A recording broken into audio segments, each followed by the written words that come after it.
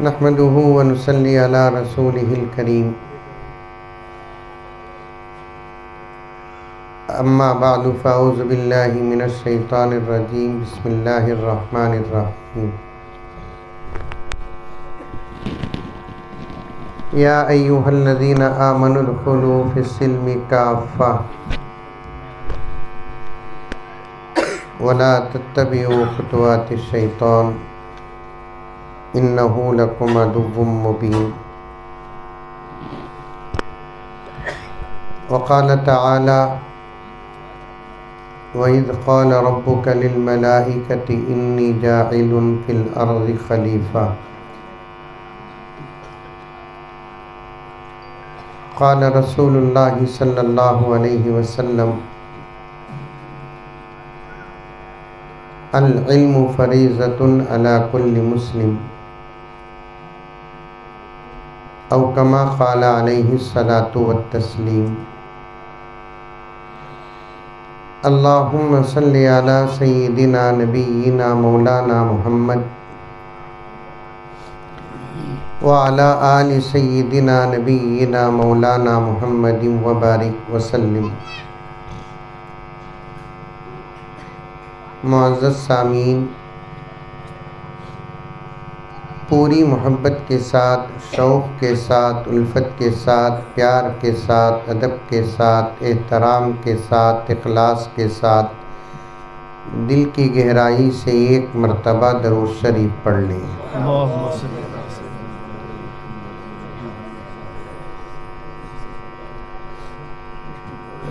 जलसा पंडाल में था, लेकिन हम लोग बैठे हैं यहाँ पर। एक छोटा सा वाक़या हुआ। बज़ाहिर हमको नुकसान नज़र आ रहा है, लेकिन अल्लाह बेहतर जानता है कि इसके अंदर फ़ायदा क्या है।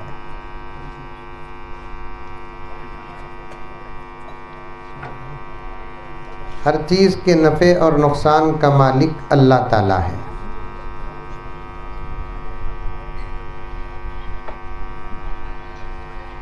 पीराने पीर महबूब सुबहानी शेख अब्दुल कादिर जीलानी सब कह दो रहमतुल्लाहि अलैह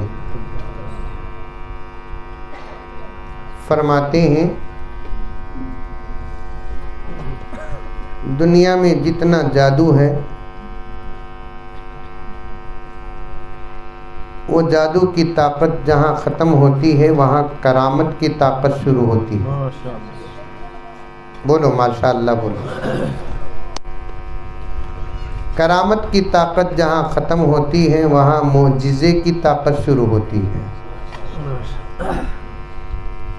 तमाम अम्बिया के मोजिज़ात की ताकत जहाँ ख़त्म होती है वहाँ खुदा की कुदरत शुरू होती है। अरे ये बात समझ में? अरे मुंडी तो भी हलाओ रे बाबा। अरे ये घरा में गीबता चले तो क्या मजा लेको मुंडिया हलाते।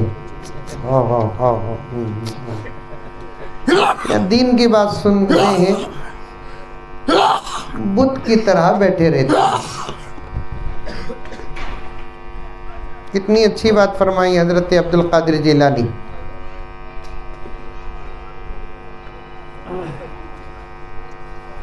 दीन की बात पंडाल में बैठकर सुने तो दीन नहीं, दरख्त के नीचे बैठकर सुने तो भी दीन ही है। मदरसा जबरदस्त इमारत का नाम नहीं।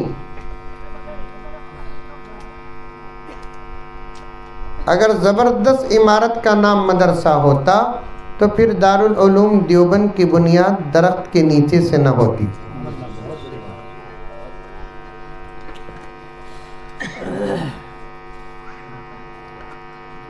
जलसा करने वाले कभी मायूस हो जाते हैं, क्या हजरत हमें जलसा रखे कांकी हुआ कांकी। और कुछ लोग जलसों के दुश्मन भी होते, उनको फौरन मौका मिल जाता मुंह खोलने का। देखो भाई, दिला पाक नहीं, अल्लाह पंडाल से बाहर कर दिया। अब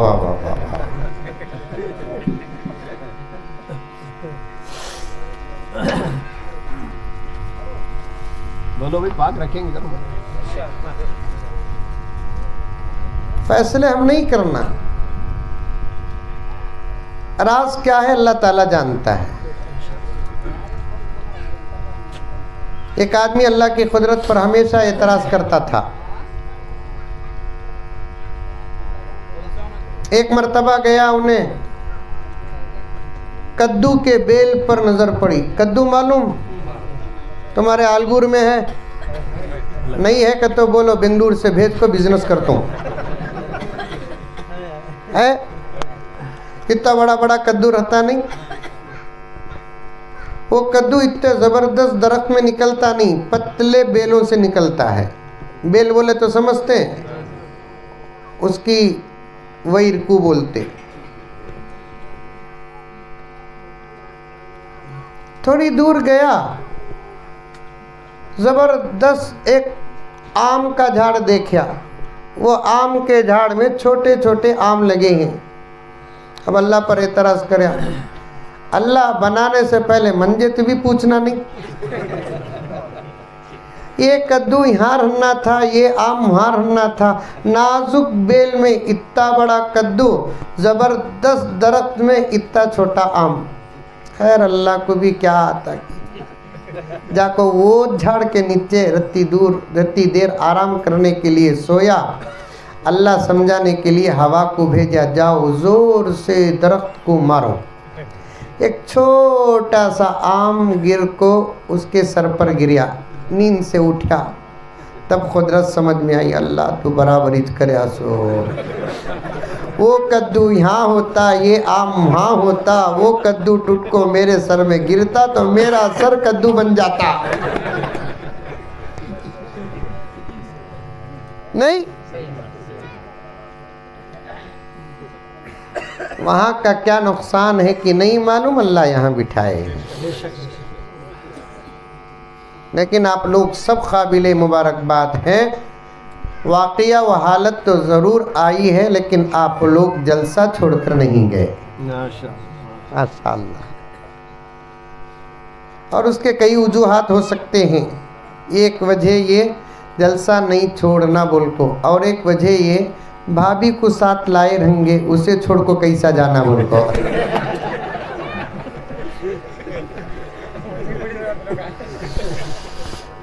लंबा बयान नहीं, ज़रूरी बातें अर्ज़ कर देता हूँ हज़रत ही के बातों को पकड़कर। उससे पहले माँ और बहनों के नाम नज़म पर एक पैगाम। अच्छा, अरे कौन भाई वो? ये बंद करो बोलो, बात करो बोलो।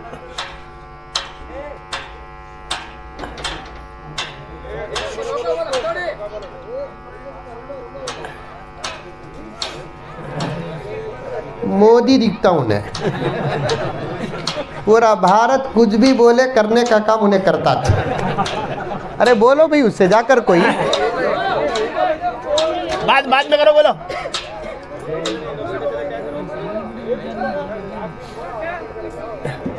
अरे भाई इधर बयान चले हैं, वो ठक ठक की आवाज की वजह से परेशान हैं हम। वो बंद करो भाई, बाद में कर लो।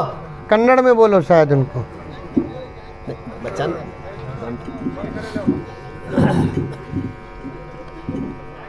औरतें ख़ास तौर पर सुने और आप हजरात भी सुने। नज़म बहुत अच्छी है। इंशाअल्लाह ताला बात औरतों से ही होगी। इंशाअल्लाह ताला हिम्मत के लिए तुम लगाओ। औरतों को बोलकर अच्छे अच्छे नहीं बचे तो फिर हमें कहाँ बचेंगे। मेरी हिम्मत के वास्ते तुम लगा सामने बैठे हैं, लेकिन जो भी बात होगी वो औरतों से होगी इंशाअल्लाह ताला। उससे पहले कुछ अशार पढ़ता हूँ, सुने इंशाअल्लाह। आँखों की बंदगी से निगाहें झुका के चल, आँखों की बंदगी से निगाहें झुका के चल, शानों से गिर गया है दुपट्टा उठा के चल, शानों से गिर गया है दुपट्टा उठा के चल, कौमों की जिंदगी तेरी आगोश में पली, कौमों की जिंदगी तेरी आगोश में पली, कौमों की जिंदगी का मुक़द्दर जगा के चल। बोलो सुभान अल्लाह, माशाअल्लाह कहते बोलो माशाअल्लाह। ठीक है, तो नसीहत उनको हो रही है, तुम्हें सुभान अल्लाह बोले घर को जाको इन्ना लिल्लाह बोलना पड़ेगा। नहीं बोला ला, हमारे खिलाफ में बोले तो तुम्हें सुभान अल्लाह बोले क्या, समझो अशार समझो। कौमों की जिंदगी तेरी आगोश में पली, क्योंकि दुनिया का कोई इंसान किसी भी मजहब का क्यों ना हो, एक माँ का पेट और एक माँ की गोद का सफ़र तय करे बगैर ज़माने को आता ही नहीं।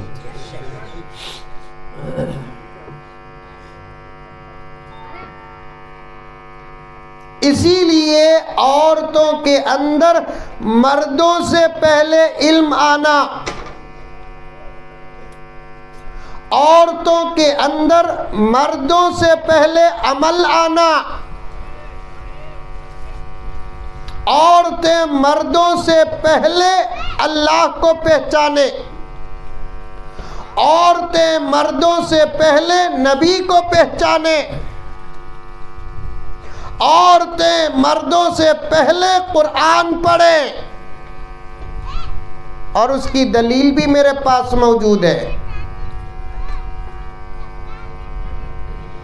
हुजूर सल्लल्लाहु अलैहि वसल्लम जो मेरे और आपके नबी हैं, पढ़ो एक मर्तबा सल्लल्लाहु अलैहि वसल्लम। सिर्फ मेरे और आपके नबी नहीं, सारी कायनात के नबी हैं। बोलो सुभान अल्लाह। औरतें सुनते क्या मौलवी साहब यहाँ बयान में? हाँ, आदत है कि औरतों को बयान सुनने की? माशाअल्लाह, खामोश बैठी तो सुनने में आता, समझ में भी आता। बयाना को आको भी ग़ीबत करे तो क्या सुने आता। एक दर्द है आपा, और सारी दुनिया की परेशानियों का इलाज अब सिर्फ तेरे पास है।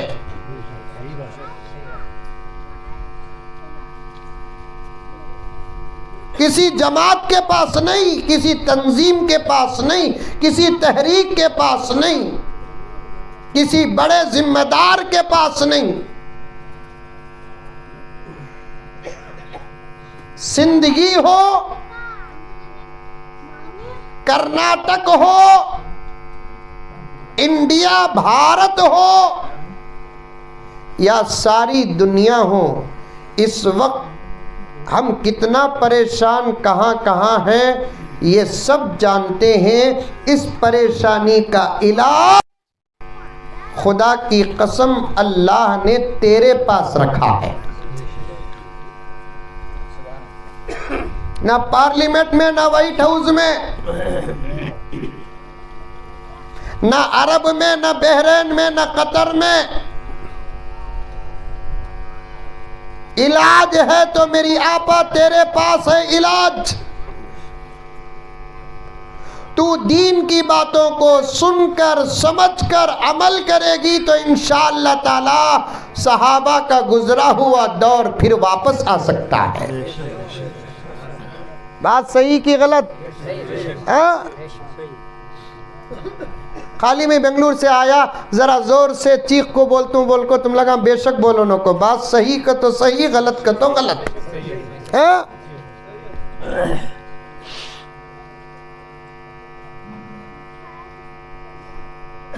क्या बोलिया मैं? कौमों की जिंदगी तेरे आगोश में पली, इसलिए कि जानवरों को हटाकर रखो। उनसे क्या बात करना है? अल्लाह ने उनको हमारी खिदमत के लिए पैदा किया है, उन पर हम लोगों को बहस करने की ज़रूरत नहीं है। सिर्फ इतनी बहस कर सकते हैं कौन सा जानवर हलाल है, कौन सा जानवर हराम है, किस जानवर को घर में पाल सकते हैं, किस जानवर को घर में पाल नहीं सकते। उत्ता ये दो बातों पर ही बहस कर सकते हैं।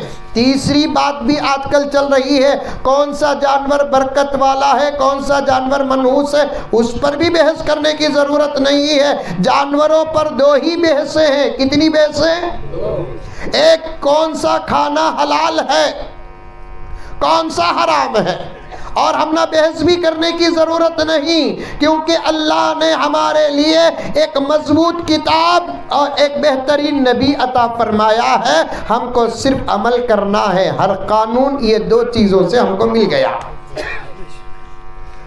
क्या खाना वो भी कुरान बता दिया, क्या नहीं खाना वो भी कुरान बता दिया, क्या खाना वो नबी बता दिए, क्या नहीं खाना वो नबी बता दिए। बस हो गया, किस्सा खत्म।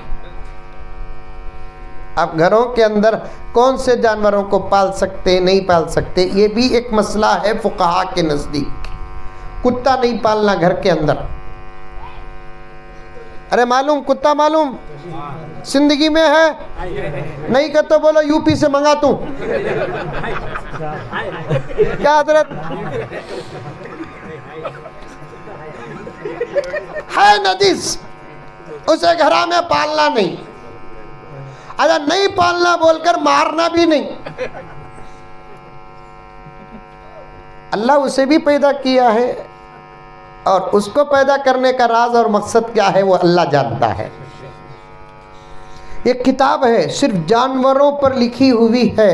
आज साइंस तरक्की करके क्या नाश करती है, खुदा की कसम अल्लाह के नबी के ग़ुलामों ने उस दौर में साइंस को शुरू कर दिया है। एक किताब है सिर्फ जानवरों पर लिखी गई किताब है जिसका नाम हयातुल हैवान। क्या नाम? हयातुल हैवान। पहले कुरान पढ़ो, उसके पढ़ते रहो कुरान, उसके बाद मौका मिले तो ज़रा दीन की किताबें भी पढ़ो। खाली इन्हें बेवारसी आया, कुरान भी नहीं पढ़ रही, इसी के साथ ही हजरत मर्दा भी औरता भी। हजरत औरतों को बोल करते मर्द बने हंसलक होते, तुम्हें सब क्या औलिया उल्ला क्या। हमारे तुम्हारे हाथ में भी ये फितना आया कि नहीं आया? अब तुम्हें मंजे बोलना नहीं, तुम्हारे हाथ में भी है ना हजरत की तो मौली साहब कहाँ अटकते कौम को इंतजार रहता। भाई मेरे हाथ में है बोलकर बोले तो इससे हम ना फायदा है। तुम लगा मसला पूछते ही हमें जवाब देती, हमें तुम्हारी सेवा करना। अब सेवा करने के लिए, खिदमत करने के लिए रास्ता आसान हो गया। तुम्हें मसले पूछते ही हमें जवाब देते ही, तुम्हें नामा पूछते ही हमें नामा देते ही। फिर इसके अंदर और भी तरक्की है कि पहले ज़माना में बयाना को 3-4 दिन जाना का तो एक ब्यागित किताबों के लेकर जाना पड़ता था। अल्लाह ताला ने तरक्की के नाम पर एक ऐसी चीज़ अता फरमाई है, इसमें 10-15 किताब नहीं लाखों किताबें हैं। है नहीं मौलवी साहब? ये चाकू का मिसाल है। सही रास्ते में इस्तेमाल करो तो जायज़ है, गलत रास्तों में इस्तेमाल करे तो नाजायज़ है। चाकू जाकर ख़रीदना नहीं बोलकर कौन से भी मौलाना नहीं बोलते, ख़रीदो, लेकिन इरादा अगर पंडू काटने का है, टमाटो काटने का है, प्याज काटने का है, गोश्त काटने का है, कोथिमीर काटने का है, पुदीना काटने का है, नींबू काटने का है। नींबू काटना का तो घर में पकाने के वास्ते, उतारने के वास्ते नहीं। ये औरतों को जब भी बात करते हो हाफिज साहब, हर चीज़ को खोल कर बयान करना। नींबू पर जितना ईमान औरतों का है ना, अगर उतना ईमान कुरान पर होता तो फिर दुनिया से आमिला ख़त्म हो जाते। 5 रुपए का नींबू सास को बदलता कहते।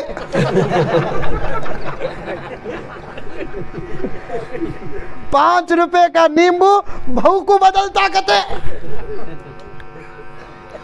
5 रुपए का नींबू शौहर मुट्ठी में आ जाता कहते। वाह वाह वाह वाह, इतना पावर नींबू में रहता तो 5 रुपए उसकी कीमत होती। कितने घुग्गुआ ही देखो, कितने अहमखा ही देखो। आमिल देता सो वोच नींबू, लिया सो आमिल 5 रुपए को, दे रहा सो 5000 को। दीवाने नहीं हम लगा। आमिल लिया नींबू कितने को, वो उन्हें पढ़ता कि नहीं पढ़ता कि क्या करता कि मालूम ही नहीं। फिर वही नींबू पर एक 2 रुपए का हरिया कपड़ा लपट को, तागा लपट को देता। कहाँ? छपा को पलंग के नीचे रखो। वाह वाह वाह वाह वाह वाह वाह। वो आमिल भी घुग्गू है। फ्रिज में रखो बोला सो।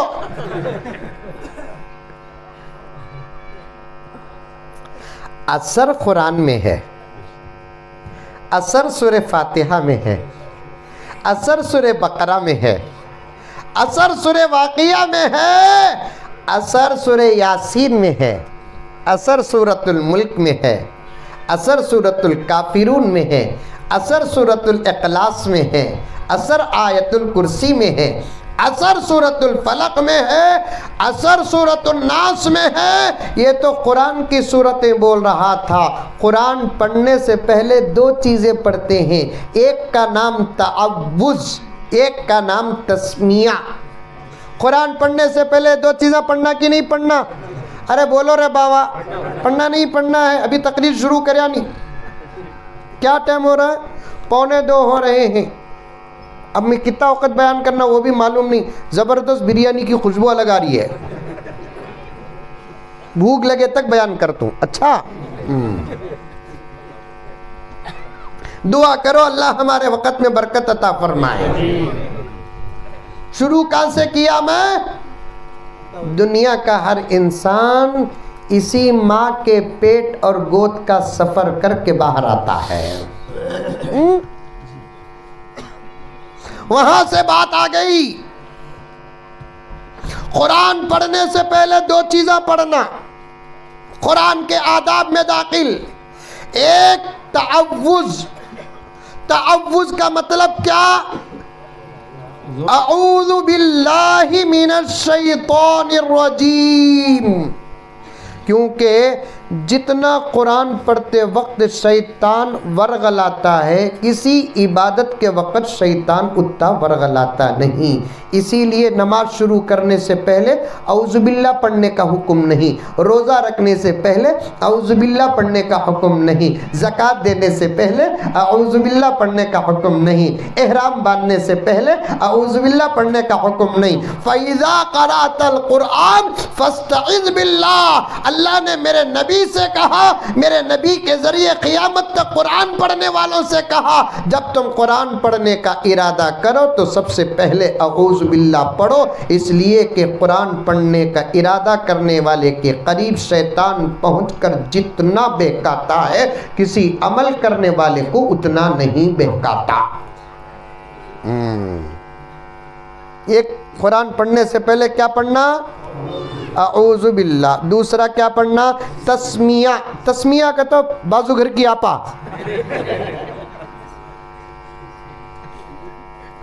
बिस्मिल्लाह का नाम तस्मिया, अऊज़ु बिल्लाह का नाम तअव्वुज़। ये 2 चीजें कुरान की आयत नहीं, शुरू में पढ़ते नहीं, कुरान की मुस्तकिल आयत नहीं। इधर भी मौलाना बैठे हैं, बाजू भी हाफिज साहब बैठे हैं, उधर भी मौलाना बैठे हैं। बात को समझो, मुस्तकिल कुरान पाक की आयत नहीं है। ये आयत का जुज हो सकता है, मुस्तकिल आयत नहीं है, लेकिन पढ़ने से पहले पढ़ने का हुक्म दिया गया है। पूरे कुरान के अंदर रहने वाले आयात और सूरतों का फायदा क्या है? अल्लाह ताला ने तअव्वुज़ तस्मिया के अंदर वो असर रखा है। रब्बे काबा की कसम, दुनिया की किसी दवा में वो असर नहीं है। जिस्मानी बीमारियों का भी इलाज है, रूहानी बीमारियों का भी इलाज है, लेकिन यकीन की जरूरत है। थानवी रहमतुल्लाह अलैह फरमाते हैं, जो टैबलेट, गोलियां, मातरे इसे अरे खाते ना उसे क्या क्या बोलते, टैबलेट बोलते, गोली बोलते, गोली बोलो नो को वो भी गोली पहले ज़माने में मात्रे बोलते थे, नहीं हाफिज साहब? मात्रे हमारे पास नहीं बोलते थे कि खैर छोड़ो, तुम्हारे हमारे दरमियान 500 किलोमीटर की दूरी है। मात्रे भी बोलते, गोली भी बोलते, टैबलेट भी बोलते, उसमें भी ज़्यादा असर नहीं है। अल्लाह ताला खाने वाले के यकीन पर असर अता फरमाते हैं। जब दवा में असर ना हो, यकीन का असर दवा में पड़ता है, तो फिर दुआ में खुद असर है, तो यकीन का असर दुआ में क्यों ना पड़े?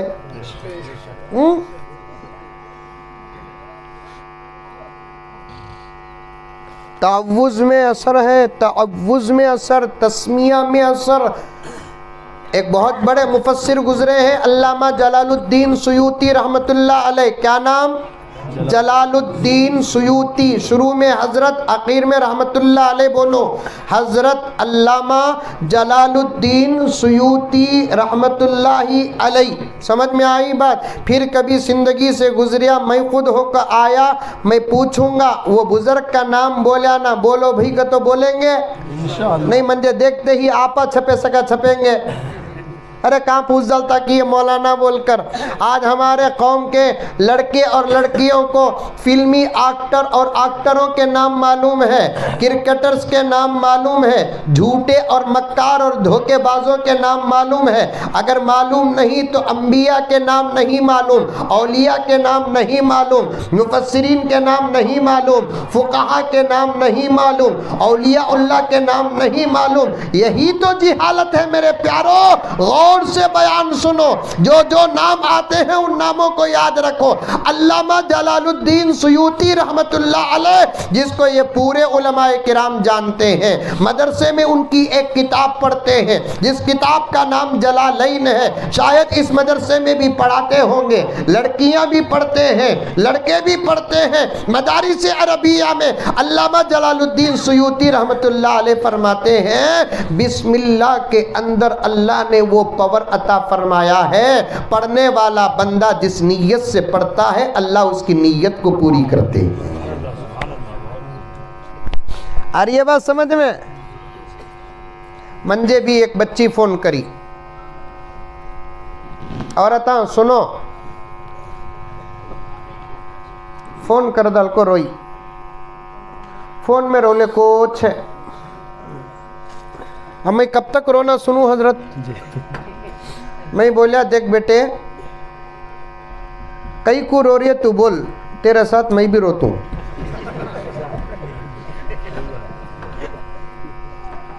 क्योंकि इस्लाम है, दर्दमंदों के साथ शामिल होने पर भी अल्लाह अजर अता फरमाते हैं। सामने वाला रोया तो हमें हंसे तो अल्लाह को गुस्सा आता।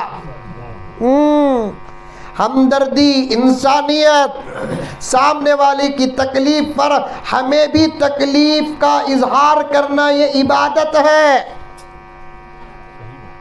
कौन तो भी मुसीबत में रहा, थालियां मारने वाले का नाम मुसलमान नहीं। ये आदत औरतों में है। सामने वाले मुसीबत में रहे तो औरतें अपने अंदर खुश हो जाती हैं। दर्द दिल के वास्ते पैदा किया इंसान को। हदीस में आता है, कोई तकलीफ में मुब्तला है, उसके साथ तकलीफ के शामिल होने का इजहार को, भाई तुम्हारे दर्द में मैं भी शरीक हूं।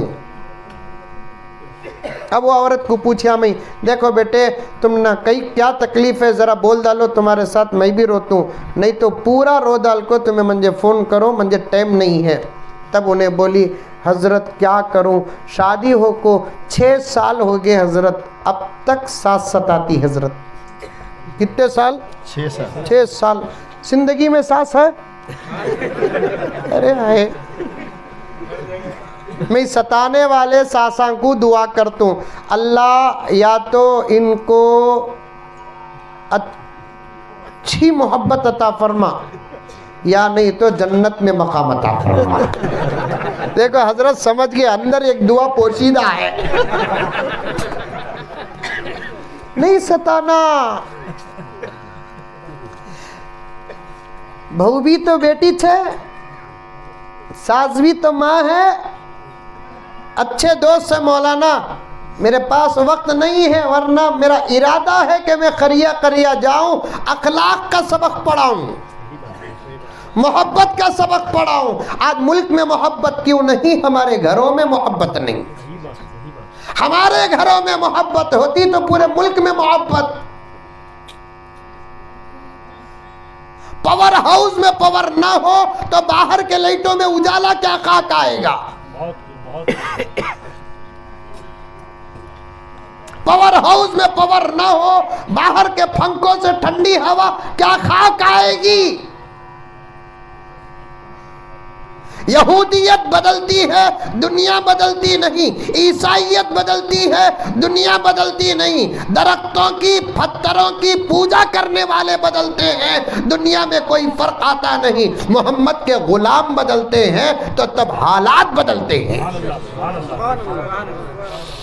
अच्छे हालात के भी हम ही जिम्मेदार, बुरे हालात के भी हम ही जिम्मेदार। ये दूसरी जो कौमें हैं, मैं आस्था कुरान के जरिए से पेश करना चाहता हूं। दूसरी कौमों का छोड़ो, इसलिए कि इनकी हैसियत एक मामूली मच्छर के पर के बराबर भी अल्लाह के पास नहीं है। एतबार हमारा है अल्लाह के पास, एतबार हमारा है नबी के पास, असर हमारा पड़ता है जमीन और आसमान के बीच में।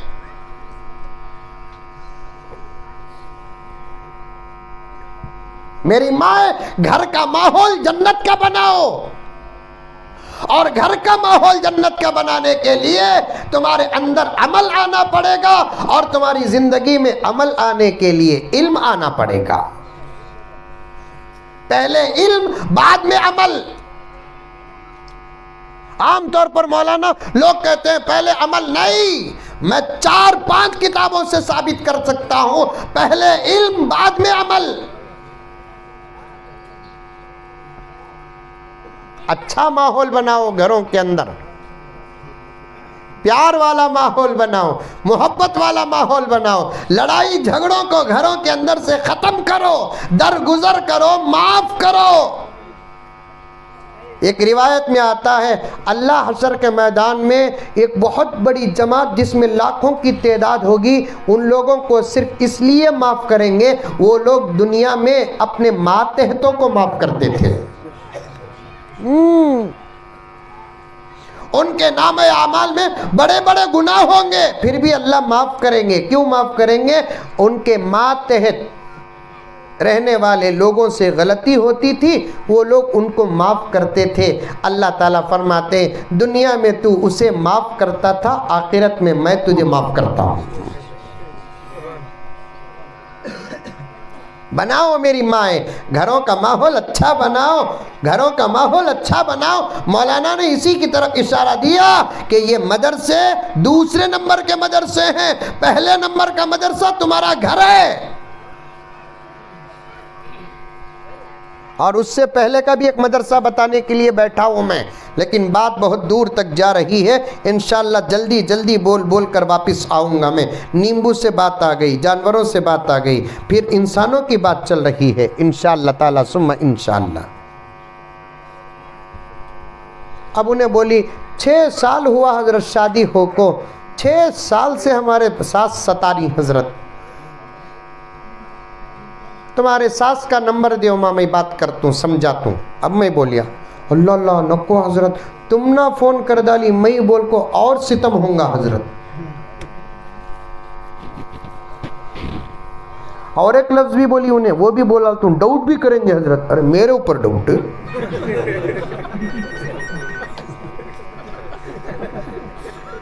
तुम ना कैसा मालूम मुजम्मिल साहबू, तुम्हारा उनका नंबर तुम ना कैसा मालूम।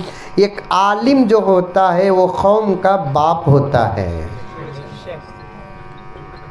लेकिन हमने भी एहतियात करना पड़ेगा। ऐसा नहीं कि हदीस में इशारा मिला, लेकिन एहतियात तो ज़रूर करना पड़ेगा ताकि लोगों को डाउट का मौका भी न दे हम। प्यारे आका सल्लल्लाहु अलैहि वसल्लम ने इरशाद फरमाया, अना लकुम बिमंजिलतिल वाहिद, ऐ लोगों मैं नबी हूँ, तुम्हारे लिए बाप का दर्जा रखता हूँ। इसलिए लोग हमारे सामने पर्दे के साथ, मर्द बगैर पर्दे के आकर मसाइल बयान करते हैं, हमारे सामने नहीं करे तो फिर किसके सामने करेंगे। नको हज़रत फ़ोन करो, नको हज़रत, फिर मैं क्या करूँ माँ, दुआ करूँ क्या? आओ हज़रत दुआ करो, क्या तुम भी एक वजीफ़ा दो हज़रत, तावीज़ दो हज़रत। मैं बोला मैं तावीज़ वाला मौलवी नहीं माँ,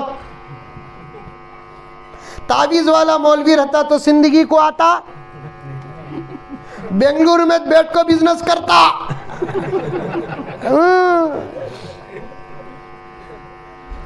ऐसे कैसा आते मौली साहब मेरे पास से बेंगलुरु में को सातवीं कमरा तय कर को बैठ गया, अंबानी को 1 साल में पीछे कर डाल दो।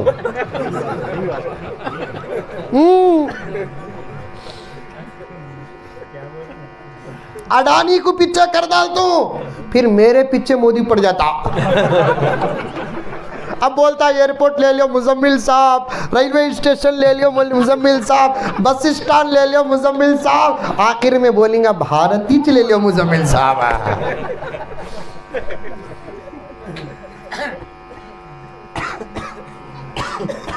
वैसी दौलत की क्या ज़रूरत है मेरे दोस्तों, जिस दौलत पर शरीयत कहती है कि खाना हराम है। एक छोटा लुक़मा खाओ, हलाल का खाओ, दाल खाओ हलाल का खाओ, सूखी रोटी खाओ हलाल का, महीने में 1 मर्तबा सही गोश्त खाओ, टुकड़ा व बोटी हलाल की। ऐसे ऐसे चादर पर सोओ, चादर हलाल की। सादे सीधे कपड़े पहनो, हर तार हलाल का।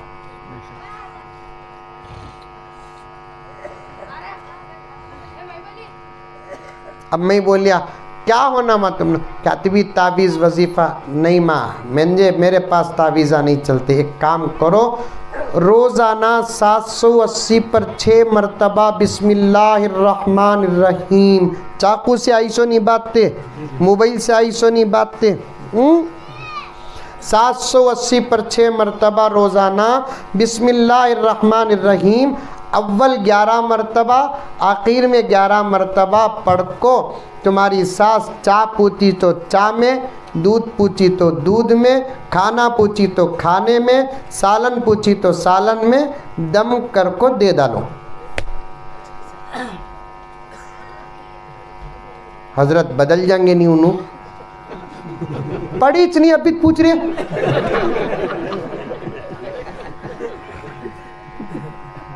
पढ़ी नहीं अभी पूछ रहे, पहले पढ़ बेटे। दर्द में थी, दवा की जरूरत थी, असर भी जल्दी चाहती थी। एक 8-10 दिन के बाद फिर फोन करी, सलाम वालेकुम हजरत, बाजू बेगम बैठे थे, ये देखो गिरफ्तारी मेरी। सलाम वालेकुम हजरत, अब रोना गिना नहीं। उसके बाद फौरन फ़ोन कर रही है, पहचाने के हजरत? मैं बोला बाजू बेगम है, पहचाने का तो फिर मेरा हाल क्या होगा, डाउट का ज़माना ना। बोलो बेटे क्या, एक 10 दिन पहले फ़ोन करी थी ना हजरत, 7 सताते ही बोलकर, अच्छा बोलो बेटे क्या बेटे? हजरत तुम्हें मेरे वास्ते बाबा के सका हजरत, क्या महा की बेटे? हजरत वो अमल जब से शुरू करी मेरी सास पूरी बदल गई हजरत, अब उल्टा मंजे पूछती खाना खाए क्या बोलको। जाओ माँ जाको सो जाओ माँ बोलते ही हमारे सास, अम्मी का जाकर आओ माँ बोलते, हंस को बात करते। मैं बोला बेटे कमाल मेरा नहीं, कमाल तस्मिया का है, कुरान की आयत का कमाल है, असर कमाल कुरान का है, अल्लाह ने असर कुरान में रखा है।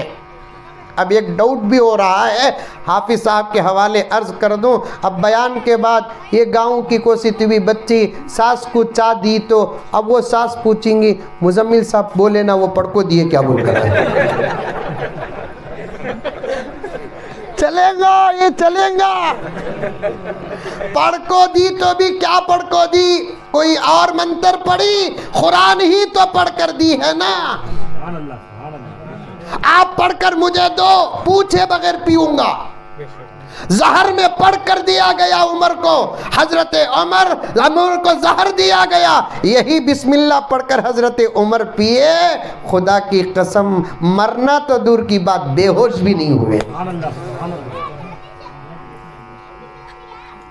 नींबू पर बात आ गई। मोबाइल का किस्सा क्या है मेरी आपा? मोबाइल चाकू के मानिंद है, मोबाइल चाकू के मानिंद है। अगर तरकारी, टमाटो, प्याज, कोथिमीर, करेपात काटने के लिए खरीदते हैं तो जायज़ है, किसी का गला काटने के लिए खरीदते हैं नाजायज़ है। मोबाइल भी अगर ज़रूरत के लिए खरीदते हैं तो जायज़ है, बग़ैर ज़रूरत के फितनों में मुब्तला होने की ख्वाहिश से खरीदते हैं तो जायज़ है। लगे हाथ मेरी आपा, मदरसे के इस माहौल में एक मसला बताता चलो। इस जमाने का तकवा हजारों रकात नमाज पढ़ना नहीं, इस जमाने का तकवा रोजाना 2 मरतबा कुरान खत्म करना नहीं, इस जमाने का तकवा हजारों मरतबा तस्बीह पढ़ना नहीं। इन तमाम आमाल का अजर तो जरूर मिलेगा, लेकिन कान खोलकर मेरे भाइयों तुम भी सुनो और मेरी बहनों तुम भी सुनो, इस जमाने का तकवा मोबाइल से बचना है, मोबाइल से बचना है। जिस औरत के हाथ में मोबाइल नहीं, समझो कि वो औरत इस जमाने की राबिया बसरिया है।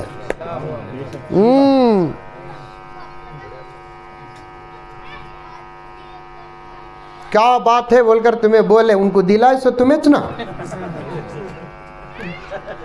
हाँ क्या बात हजरत, वाह, हाँ हाँ क्या बात है हजरत। दिलाए सो कौन? आसमान से पड़े क्या मोबाइल है उनके गोद में? शादियां में तोहफे तक दे रही है हजरत, अब मोबाइल घुगुआ। शादी के बाद हमारी भी शादी हुई है, मैं भी पीएम, मंदी भी जोरू है। हर पीएम को क्या जोरू नहीं समझ गए क्या?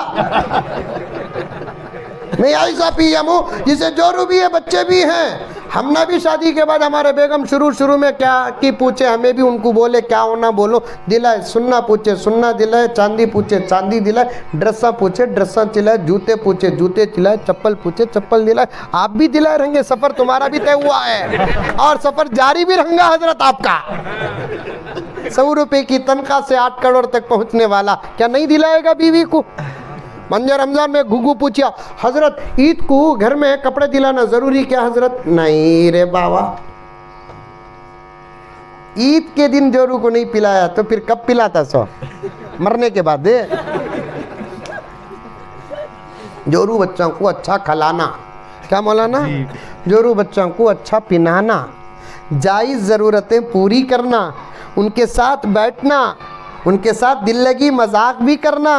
पैगंबर दिल लगी मजाक भी करते थे, उनके साथ खेलना। ये मोबाइल आने के बाद तो एक जुमला बोलता हूँ, बच्चे नहीं समझना बोलकर, बच्चे नहीं रहते तो खोल कर बोलता, ये मोबाइल आने के बाद दस्तर ही नहीं उजड़े, बिस्तर भी उजड़ गए।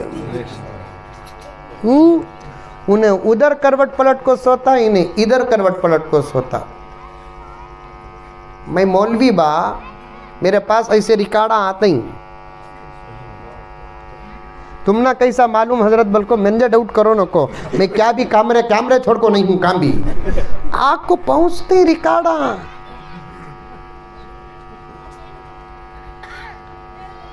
पहले जमाने में शादी के बाद क्या होना बोलकर पूछे तो शौहर पूछा तो उन्हें बोलती अंगूठी दिलाओ, कान के दिलाओ। इस जमाने में 90 अरस को क्या होना को तो ओप्पो 5G 12 GB रैम कहते, 12 GB रैम का तो क्या फास्ट मोबाइल काम करता कहते। इसके काम स्लो हो गए ना। अपने घर की औरतों को और बच्चों को मोबाइल से बचाओ। सडन जाको छीनो न को, माना मेरे ऊपर यासीन पढ़ना शुरू कर डालेंगे। यासीन कब पढ़ते सो? कब हजरत? बहुत दुआ करे ही अल्लाह उम्र में बरकत दे, उम्र में बरकत दे बोल को भाया भी दुआ करे ही, भाना भी दुआ करे ही। एक हादिसे से अब तुम्हें जाको सडन मोबाइल छिना है तो अब दुआ करेंगे अल्लाह मुजम्मिल साहब की मगफिरत फरमा। समझाओ समझाओ। मेरी माँ और बहनों से कहना चाहता हूँ, तुम्हारी इज्जत पर फर्क पड़ा ये मोबाइल आने के बाद, तुम्हारे यकीन पर फर्क पड़ा ये मोबाइल आने के बाद, तुम्हारे अमल पर फर्क पड़ा ये मोबाइल आने के बाद, तुम्हारे इल्म पर फर्क पड़ा ये मोबाइल आने के बाद, तुम्हारी नस्लों पर फर्क पड़ा ये मोबाइल आने के बाद। गर्ज बात आ गई तो मोबाइल पर अर्ज कर रहा हूँ कि जानवरों की बात छोड़ो। क्यों मैं ये कहा, एक साहब मुझे फ़ोन कर कर पूछे, हज़रत वो मच्छियाँ घर में पाल सकती हैं क्या हज़रत, बोलकर वो छोटे छोटे मच्छियाँ। मैं बोली अरे अल्लाह के बंदे जनिया से बच्चों को अबल पाल, मच्छियाँ को छोड़, बिल्लियाँ छोड़, लव बर्ड्स छोड़। जिन बच्चों को हमें जने उनका हिसाब व किताब अल्लाह सवाल हशर के मैदान में करेंगे, उनका हक अदा करो, उनको पालो। अल्लाह नहीं पूछेगा मच्छियां को पाले कि नहीं पाले, बिल्ली को पाले कि नहीं पाले, लव बर्ड्स पाले कि नहीं पाले। अल्लाह पूछेंगे तुझे मैं औलाद जैसी दौलत दी, उनको पालिया कि नहीं पालिया, उनका हक अदा करया कि नहीं करया, उनकी तरबियत करया कि नहीं करया, उसे मेरा बनाया कि शैतान का बनाया, उसे मोहम्मद का बनाया कि शैतान का बनाया। हर इंसान से अल्लाह ये सवाल करेंगे, मेरे से भी सवाल करेंगे, आपसे भी सवाल करेंगे। इसकी फिक्र करो। गर्ज में अर्ज करना क्या चाहता था, औरत एक जिम्मेदार है, जिम्मेदार। दुनिया का हर इंसान किसी भी मजहब का क्यों ना हो, वो एक औरत के पेट और गोद का सफर तय करके आता है। इसीलिए अल्लाह ने मेरे नबी को नबूवत की इजाज़त देकर सबसे पहले घर को भेजा। पॉइंट सुनो, अल्लाह के नबी को नबूवत के ऐलान की इजाज़त का मिली गारे हिरा में। नबूवत मिली बोलते नहीं, वो अदब के ख़िलाफ़। मेरा नबी पैदा होने से पहले भी नबी था, पैदा होने से बाद भी नबी, 40 साल के बाद भी नबी, 40 साल से पहले भी नबी। कायनात में ज़र्रा तक नहीं था, अल्लाह ने मेरे नबी के नूर को पैदा किया, नबूवत अता फरमाया। लेकिन अल्लाह ताला दुनिया में भेजकर मेरे नबी को 40 साल के बाद हुक्म दिया, ऐ मोहम्मद अपने नबूवत का ऐलान करो। कहाँ? गारे हिरा में। कहाँ? गारे हिरा में। गारे हिरा कहाँ है? रायचूर में। हाँ, मक्के में। अल्हम्दुलिल्लाह, जानते हैं आप लोग, अल्लाह सबको मक्का दिखाए, अल्लाह सबको मदीना दिखाए। अल्लाह से दुआ करो, अल्लाह मौत से पहले मक्का तेरा घर दिखा दे, अल्लाह मौत से पहले मदीना नबी का शहर दिखा दे। हज़रत अनवर शाह कश्मीरी रहमतुल्लाह अलैह फरमाते हैं, जिसने अपनी ज़िंदगी में मदीना देखा उसने अपनी ज़िंदगी में जन्नत देखा। बहुत खूबसूरत है मदीना। ये फ़ोटोआ में जो दिखता नहीं, वो वहाँ की खूबसूरती की हकीकत का 1 करोड़वां हिस्सा है। असल हुस्न वहाँ जाने के बाद नज़र आएगा। पत्थर को यूं तराशा नगीना बना दिया,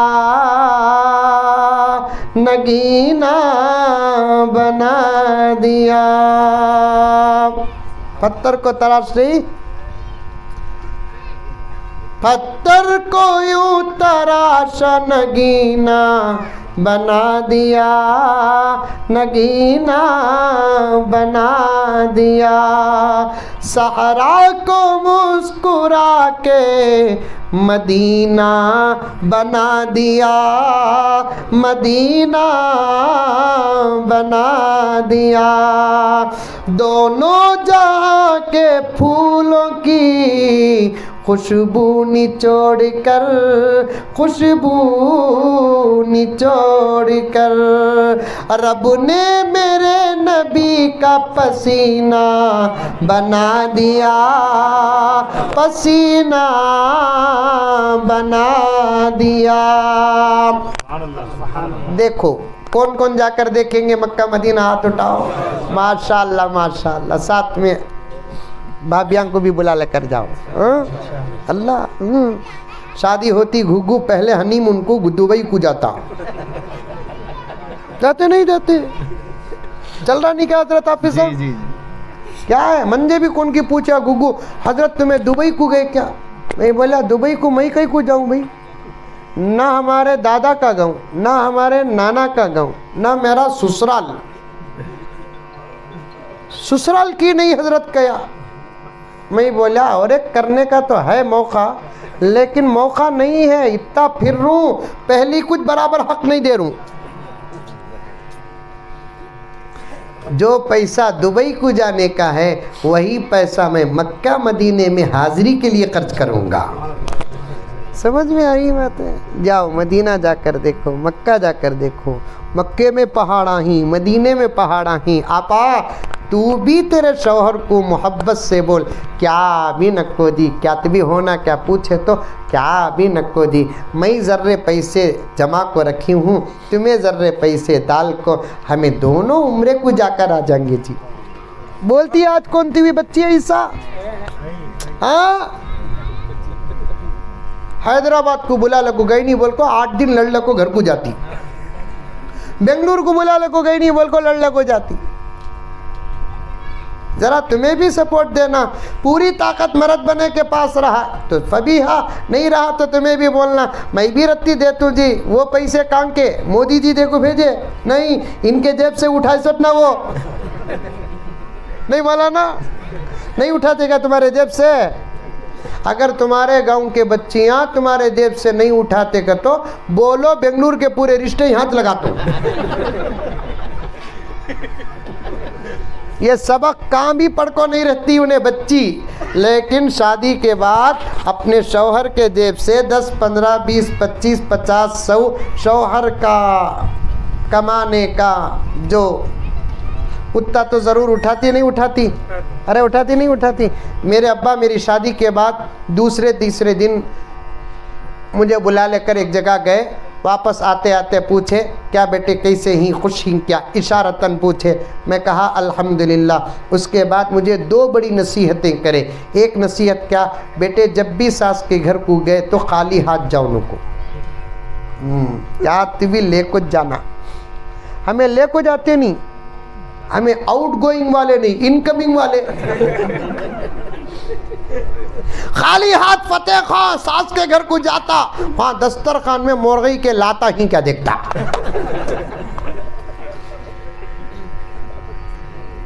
मेरे अब्बा ने फरमाया बेटे कभी सास के घर खाली हाथ न जाना। दूसरी नसीहत फरमाई कभी खाली जेब घर में नहीं रखना, बड़े बड़े नोटा नहीं, छोटे छोटे नोटा भी साथ रखो। 10, 15, 20, 25, 50 रुपये सुबह सुबह गायब हो जाएंगे। जिन्ना तो शयातीन पर डाउट करो नको। क्या की जेब से पैसे जल जा रही ना, कहाँ जा रही? आमिल के पास जाको, हमारे घर में बड़ा ख़राब हाल हो गया हजरत, रोज़ाना सुबह को 5 रुपये, 50 रुपये, 100 रुपये जा रही, डाउट करो नको। ये घर की एक आदत है। तब मंजे समझ में आई, मंजे तो 2 दिन का तजुर्बा, अब्बा को 50 साल का तजुर्बा।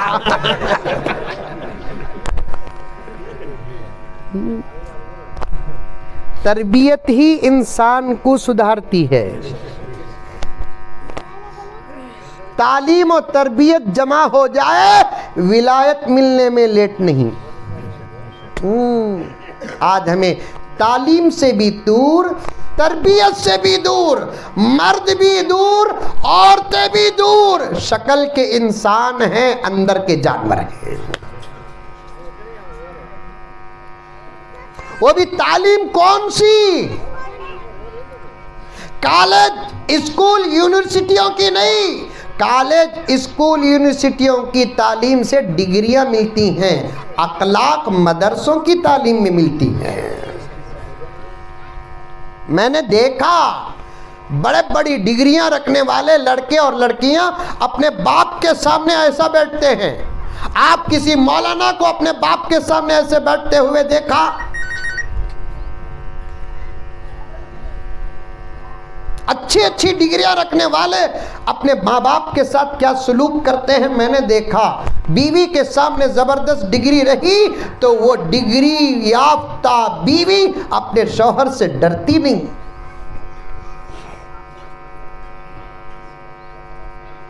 तालीम कुरान की हो, इंसान को इंसान बनाती है। तालीम कुरान की हो, इंसान को इंसान बनाती है। दूसरी तालीम इंसान को डॉक्टर बनाती है, दूसरी तालीम इंसान को लॉयर बनाती है, दूसरी तालीम इंसान को इंजीनियर बनाती है, दूसरी तालीम इंसान को कुछ और कुछ बनाती है। लेकिन ये इंसान को इंसान और अखलाक से आरास्ता बनाने वाली अगर कोई तालीम है तो वो कुरान और हदीस की तालीम है। क्या देखना क्या नहीं देखना ये सबक कहाँ मिलता? क्या बोलना क्या नहीं बोलना ये सबक कहाँ मिलता? कहाँ जाना कहाँ नहीं जाना ये सबक कहाँ मिलता? क्या पहनना क्या नहीं पहनना ये सबक कहाँ मिलता? कितना पहनना ये सबक कहाँ मिलता? बाप किसे कहते हैं, माँ किसे कहते हैं, ये सबक कैसा कहाँ मिलता? स्कूलों में पेरेंट्स डे 360 पर 5 दिन में एक दिन, लेकिन मदरसों में पेरेंट्स डे नहीं, हर डे पेरेंट्स का होता है। इसीलिए तो सारी दुनिया मदरसों की दुश्मन बनी है,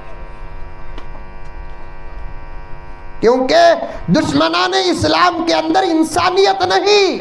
वो चाहते हैं कि हमारे सामने वाले के पास भी इंसानियत ना हो। वो जानवर बन चुके हैं, वो चाहते हैं कि सामने वाला भी जानवर बन जाए।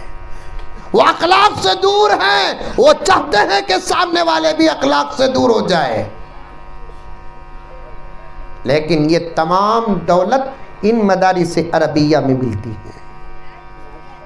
और सबसे पहले अपने घर की औरतों को तालीम से आरास्ता करो। गारे हिरा में अल्लाह के नबी को इजाजत मिली क्या कि ऐ मोहम्मद तुम मेरे आखिरी नबी हो।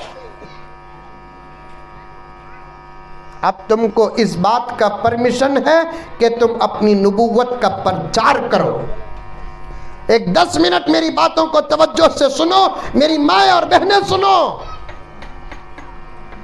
गारे हीरा में 2500 फीट का पहाड़ है जिसे जबलुन नूर कहते हैं।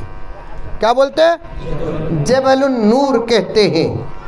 2500 फीट का पहाड़, वहां जाकर मेरे नबी अल्लाह अकबर उस जगह पर बैठते थे जहां से काबा नजर आता था। हजरत गए तो वो जगह गए होंगे, दीगर हुज्जाज और उलमा भी गए होंगे। ये आजिज़ जब भी जाता है तो वहां जाकर आता है। उस जगह पर मौका मिल जाए तो नमाज पढ़ता है, या नहीं तो बैठकर नबी की ज़िंदगी का वो अमल करके आता है। जहां बैठते ही डायरेक्ट काबा नजर आता है।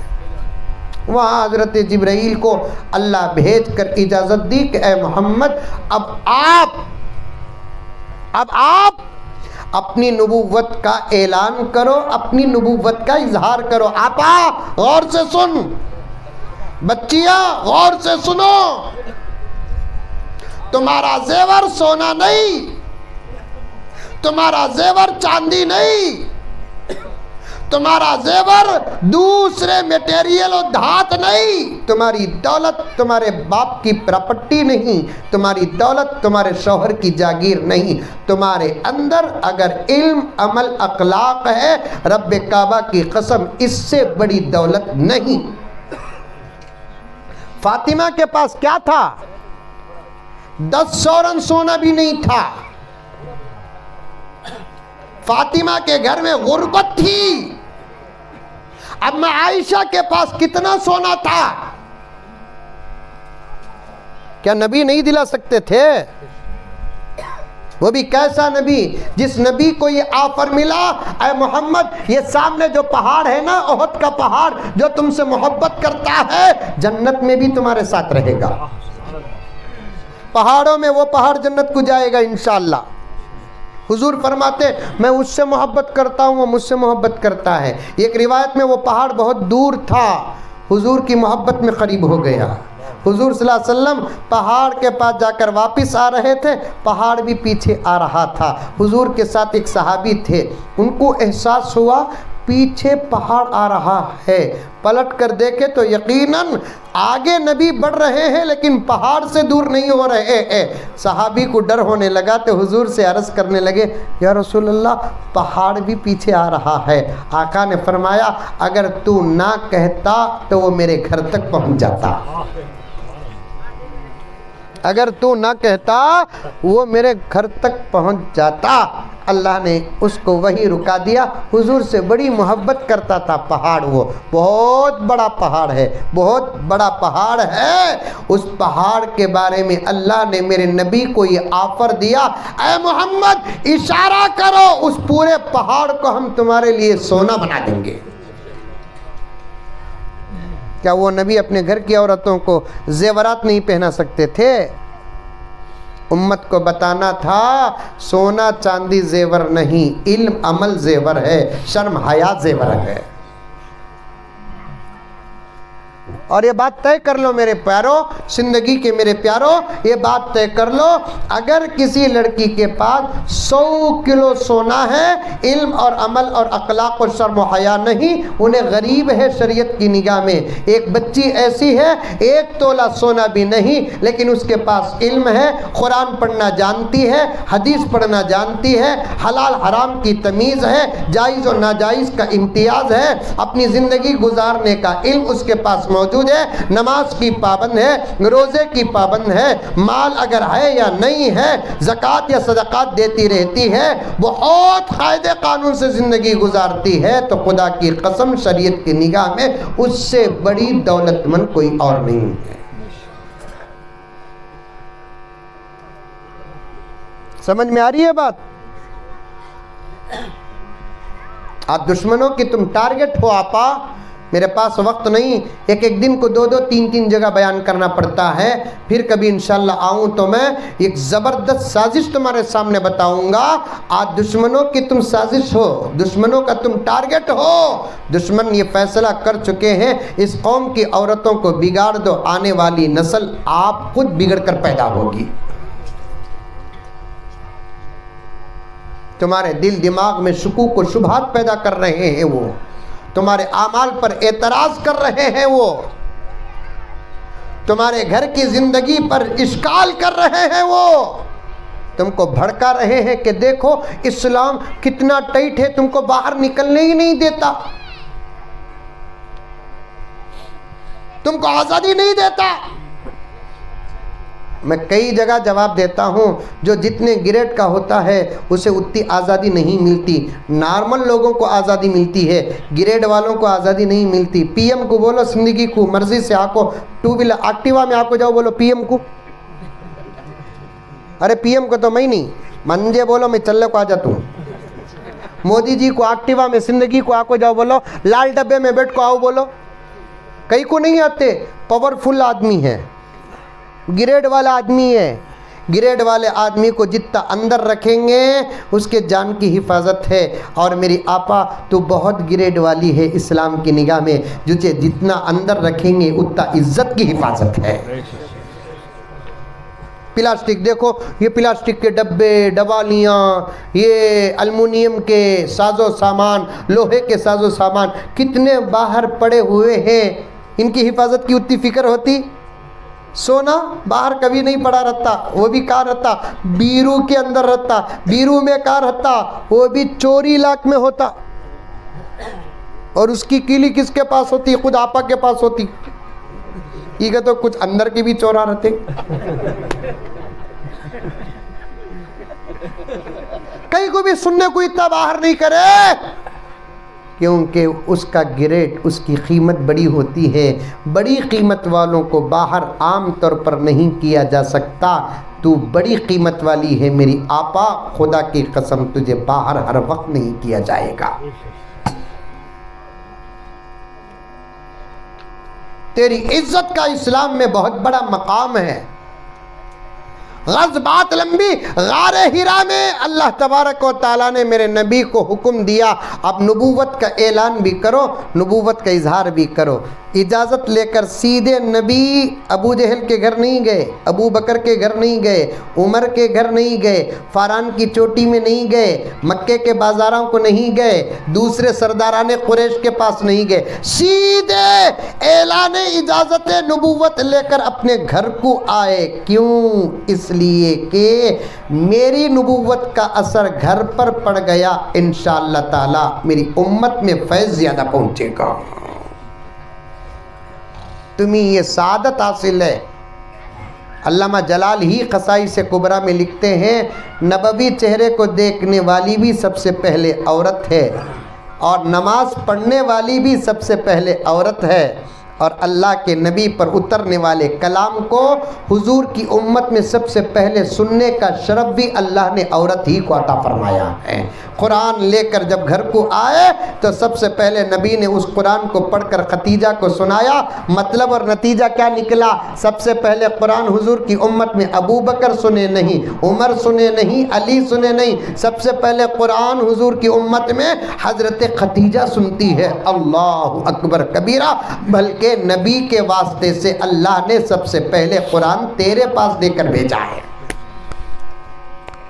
पढ़ो, मदरसों में पढ़ो, अपने घर की औरतों को पढ़ाओ। उलमा बड़ी फिक्रें कर रहे हैं। ये कोर्स है सुबह शाम 3 साल 4 साल 5 साल का। बाज़ उलमा ने कोर्स बनाया है मोमिना कोर्स 2 साल का। बाज़ उलमा ने आकर जाने का एक निज़ाम भी बनाया है। बहरहाल किसी न किसी सूरत से घर के अंदर की औरतों को दीनी तालीम से आरास्ता करो, उनके अंदर इल्म आ जाएगा इंशाअल्लाह ताला, उनकी औलाद में इल्म ज़रूर आएगा। ये जलसे इसी मकसद के लिए मुनक़िद करते हैं। कई मकसदों में से एक मकसद क्या कि औरतों को भी बुलाया जाए, मर्दों को भी बुलाया जाए, औरतों की तालीम की फजीलत बयान की जाए, औरतों की तालीम की अहमियत बयान की जाए। औरतों के अंदर इस वक्त कुरान और हदीस का इल्म आने की सख्त ज़रूरत है। आखिरी जुमला, औरतों के पास इल्म ना होने की वजह से मर्दों के आमाल ही नहीं अकीदे भी बर्बाद हो रहे हैं। 25-30 साल पहले जाओ, जो अक़ीदा हमारा मजबूत था आज वो अक़ीदा हमारा मजबूत नहीं है। 30-35 साल पहले अक़ीदा क्यों मजबूत था? माएँ अपने गोद में बच्चों को अक़ीदा पिलाती थी। खाना खिलाते खिलाते अल्लाह बोल बेटे, अल्लाह बोल। कहाँ है बेटे? अल्लाह, अल्लाह वहाँ है। जब तरबियत पा लेता तो उस बच्चे की इस तरबियत को पूरे ख़ानदान में दिखाती थी। मदीने की फ़ोटो की तरफ दिखाकर बोलती, बेटे बोल बेटे यहाँ कौन ही सो? छोटा बच्चा बोलता, 1.5 साल का 2 साल का, नबी बोलकर बोलता। बेटे नबी कौन? बेटे हमारे नबी बोलकर बोलता। आज सब ख़त्म। औरतों के गोद से इल्म ख़त्म होता है तो उम्मत जाहिल बन जाती है। मौलाना बड़ी मेहनत से एक मदरसा चला रहे हैं। निस्वान ही मौलाना, हाँ, लड़कियों का मदरसा चला रहे हैं। माशाअल्लाह। दाखिल करो अपने घर के बच्चियों को। शादीशुदा भी हैं तो अगर है कोर्स तो मौलाना के पास मालूम करो, 1-2-3 घंटे के लिए भेजो। जैसा मैंने बीच में अर्ज किया था, अब दुश्मनों का टारगेट तुम हो। मर्दों को बर्बाद करने के लिए पहले औरतों की मेंटालिटी बर्बाद करने का वो प्लान बना चुके हैं, और उसमें वो थोड़ा बहुत कामयाब भी हो रहे हैं। और कदम हमारी लड़कियां इल्म ना होने की वजह से हमारी कौम की लड़कियों के कदम बहक रहे हैं। उन बच्चियों को बिठाकर, सामने आपको बिठाकर मैं उनके हालात बयान करना मुनासिब नहीं समझता। कभी मौका हाफिज साहब को मिल जाए या मुझे मिल जाए या दीगर उलमा को मिल जाए, आप ना हो तो हम 4-5 पर्दे में बैठकर उनके सामने दुनिया में उनके हालात को रखेंगे। मैं नहीं चाहता कि उनके हालात तुम्हारे सामने बयान करूं और वो शर्मिंदा हो जाए। तोबा तोबा तोबा तोबा, ऐसे हालात ही मेरी माएँ और बहनें जिसे मैं बयान करते हुए शर्म से पानी पानी हो जाऊंगा। जहां जाता हूं तुम्हारे ही अमराज, तुम्हारी बीमारियों का उन्वान मिलता है, जवान बच्चियों के भटकने का उन्वान मिलता है, जवान बच्चियों के बहकने का उन्वान मिलता है। बाज़ मकामात में तो मुझे यहाँ तक मिला कि शादीशुदा बच्चियाँ भी शादी के बाद भी भटक रही हैं। ये इल्म ना होने की वजह है, इल्म ना होने की वजह। हाँ जी, और एक लुक़मा आया है, देखो मैं पहले बताया ना, वक्त नहीं है लेकिन मैं इशारा पेश कर दिया। दुश्मनों ने तुमको टारगेट बनाया है। तुम्हारे घर के अंदर सूद को दाखिल करने के लिए दुश्मनों ने मर्दों का दामन नहीं थामा, तुम्हारा दामन थामा है। किसी मर्द को संगे में पैसा मिलता है? मिलता है? मिलता किसे? बेंगलुरु का भी यही हाल है, हिंदुस्तान की तमाम रियासतों का यही हाल है कि तुम्हारे वास्ते से सूद में पैसा मिलता है। वो संघ का पैसा क्या है, शायद हाफिज साहब जानते हो कि ना जानते हो, मैं जानता हूँ। वो पैसा कौन सा मालूम? वो तुमको कर्ज देने के लिए हमदर्दी का पैसा नहीं, हमारी कौम को बर्बाद करने के लिए दुश्मनों का डोनेट पैसा है वो। और लाजिमी बात है, सूद है वो, सूद। अच्छी अच्छी बुर्का पहनने वाली औरतें मुब्तला हैं इसमें, तहज्जुद पढ़ने वाली औरतें मुब्तला हैं। बल्कि अजहर साहब आप सुन के ताज्जुब में पड़ जाएंगे, वो औरतों की तस्वीरें भी मेरे पास आई हैं जो हज कर चुकी हैं। और एक बात कहूं तो शायद आप लोग नाराज हो जाएंगे, आप नाराज ना हो अगर ये बात आपके अंदर ना हो। जिनके मर्दों का वक्त अल्लाह के रास्ते में लगा है, उनकी बीवियां संगे में मुब्तला है।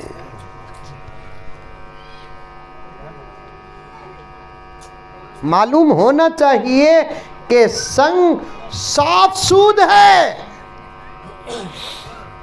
और सूद का 1 पैसा खाना 30 पर 6 मर्तबा जिना करने से भी ज्यादा सख्त है।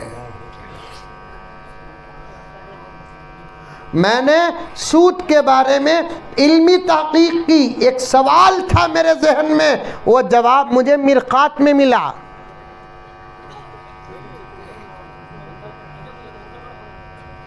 मैं इंशाल्लाह खाना खाते वक्त वो इल्मी बात है तो उलमा के सामने बयान करूंगा। और सूद वो गुनाह है जिसकी सज़ा के तौर पर अल्लाह ने जहन्नम का हिस्सा नहीं बताया, बल्कि कहा जो सूद खाता है अल्लाह फरमाते मैं उससे जंग करता हूँ।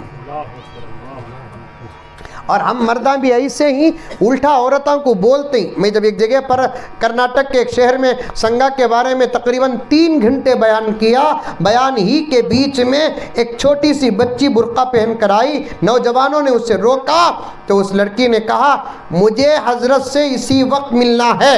जलसे में रिकॉर्डिंग में उसे सेंसर कर दिया गया। मैंने जब देखा तो कहा छोड़ो उस बच्ची को। जब वो छोड़े तो सिक्योरिटी के साथ उसे सामने पेश किया गया। उसने चीटी भी दी और कहा कि मौलाना आप हमको डांट रहे हैं और ये बोलते नहीं हैं। कई घरों के अंदर मर्द औरतों पर जुल्म करते हैं कि संगे का पैसा लेकर हमको दो। मैं उस वक्त सोचा, ऐ काश के इस मुल्क की हुकूमत मेरे हाथ में होती, ऐसे मर्दों को जिंदा दफन करने की बिल पास करता।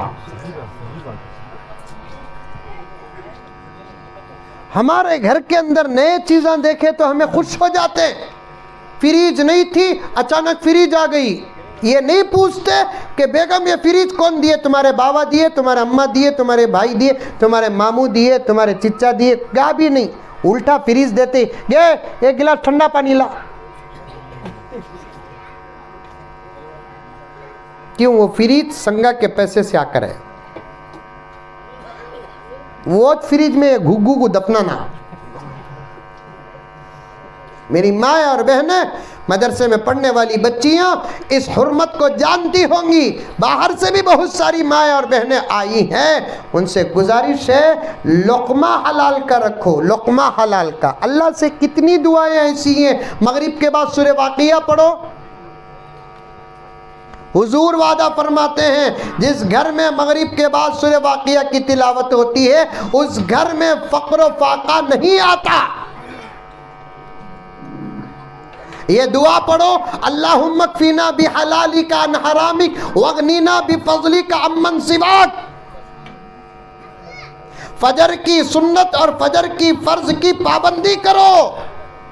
थानवी रहमतुल्लाह अलैह फरमाते हैं, जो फजर की सुन्नत अपने घर के अंदर मर्द पढ़ता है, अपने घर की औरतों के साथ अल्लाह उसे 3 नेमतें देते हैं। एक नेमत उसकी रोजी रोटी में बरकत देते हैं। दूसरी नेमत अल्लाह तबारक व तआला मियाँ बीवी में मोहब्बत अता फरमाते हैं। तीसरी नेमत अल्लाह ताला उसका ईमान के हालत में मौत देते हैं।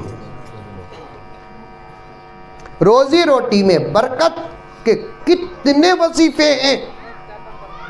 हदीस में आता है, कुरान की आयत का इशारा है, वस्तगफिरू रब्बकुम इन्नहु काना गफ्फारा युरसिलिस समा अलैकुम मिदरारा। आयतें बहुत हैं। अल्लाह तबारक व तआला इशारा देते हैं, उठे बैठे अस्तगफिरुल्लाह रब्बी, अस्तगफिरुल्लाह रब्बी पढ़ते रहो।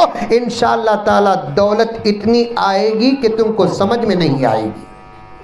खाना पकाते पकाते अस्तगफिरुल्लाह रब्बी, अस्तगफिरुल्लाह रब्बी। घर झाड़ते झाड़ते अस्तगफिरुल्लाह रब्बी, अस्तगफिरुल्लाह रब्बी। कपड़े धोते धोते अस्तगफिरुल्लाह रब्बी, अस्तगफिरुल्लाह रब्बी। मौका मिल गए, फजर के बाद 100 मरतबा, ज़ोहर के बाद 50 मरतबा, असर के बाद 50 मरतबा, इशा के बाद 50 मरतबा। रोज़ाना हज़रत मुल्ला अली कारी रहमतुल्लाह अलैह फरमाते, 300 मरतबा इस्तग़फ़ार पढ़ने वाले के आदमी के ऊपर भी कभी भी फ़क़्र व फ़ाक़ा नहीं आता।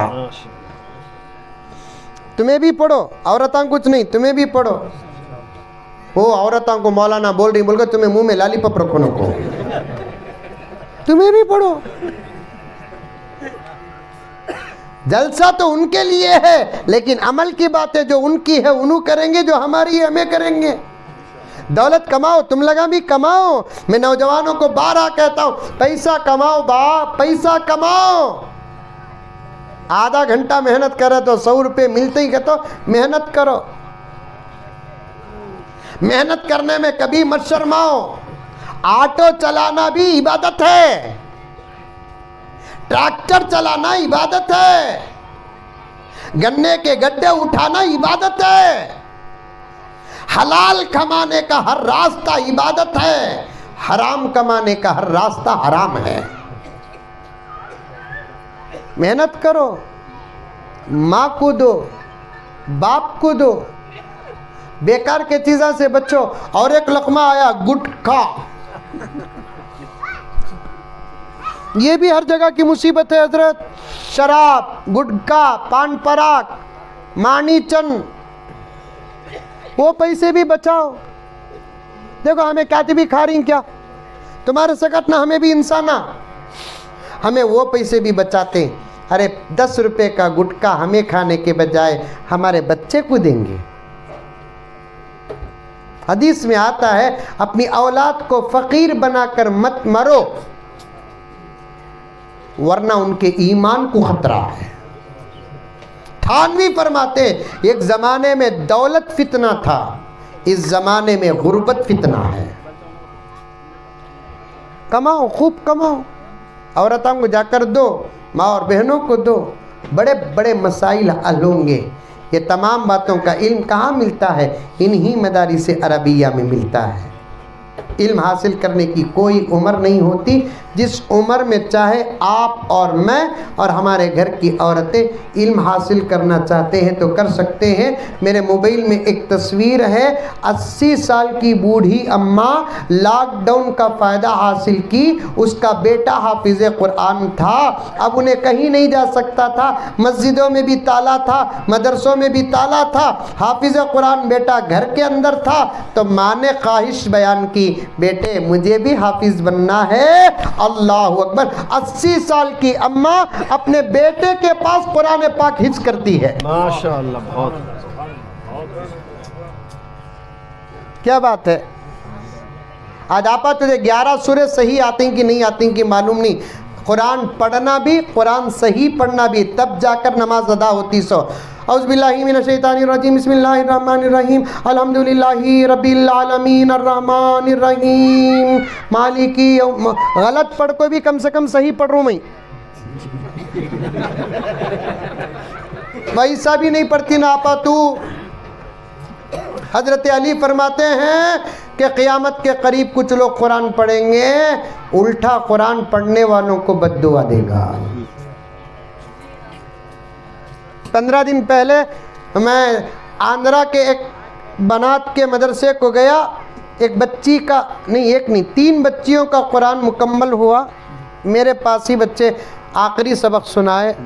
हज़रत क्या पढ़े, हज़रत क्या पढ़े मालूम? मैं अल्लाह से ये दुआ किया, अल्लाह इन बच्चों के वसीले से मेरे बच्चों को भी हाफिज़ बना। मैंने उनका वास्ता लेकर अल्लाह के पास दुआ किया। क्या पढ़े मालूम? एक तो औरत की आवाज़ है खूबसूरत, समझ में, गुस्सा करी तो भी आई लव यू बोलोगे तो जानना।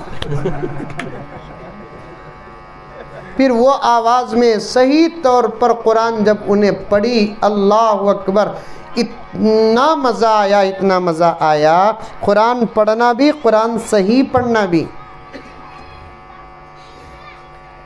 गलत कुरान पढ़ने से नमाज अदाच नहीं होती, अदाच नहीं होती, कबूल तो दूसरा नंबर, अदाच नहीं होती। साफ हदीसों में है, हशर के मैदान में नामे आमाल खोल कर देखेंगे, कई हज़ार नमाजें गायब रहेंगी पढ़ने के बावजूद। अल्लाह से पूछेंगे, अल्लाह मैं तो पढ़ा ना 8 तारीख को जनवरी की फजर की नमाज पढ़ा ना। अल्लाह तबारक व तआला फरमाएंगे कि तिलावत गलत थी, नमाज अदा नहीं हुई। यहाँ वही नमाजें लिखी जाती हैं जो अदा भी होती है, कबूल भी होती है। मर जाने के बाद बहुत सारे औरता मैयता के बाजू बैठ जाको कुरान पढ़ लो को बैठा रहते हैं। मैं भी कौन सा भी मर्द बना मर गया तो दीदार के लिए जाता हूँ, औरतों को हटाओ करता हूँ। बाज़ औरतें हटे नहीं तो मंजे क्या उनको देखने जाना, मुझे मैयत देखने जाना। एक जगह मैयत के पास देखने के वास्ते गया तो सामने कुछ औरतें कुरान पढ़ने को थे। मेरे पक्के दोस्त थे, 1-2 मिनट खड़ने का इरादा हुआ, उनको देख रहा था। एक औरत कुरान पढ़ रही है, यासीन पढ़ रही है। मैं बोला या तो उसे बंद करो, नहीं तो ये मैयत को जल्दी उठाओ। गलत कुरान पढ़ेंगे तो मैयत को तकलीफ होगी नहीं होगी? पढ़ेंगे इंशाअल्लाह, आप लोग भी पढ़ाएंगे घर में इंशाअल्लाह। जितनी बातें आई इंशाअल्लाह मैं भी अमल करूँगा, आप भी अमल करेंगे। अल्लाह हम तमाम को अमल की तौफीक अता फरमाए। मौलाना से गुजारिश करता हूँ कि वाक़ईतन एक जलसे का अजीब व गरीब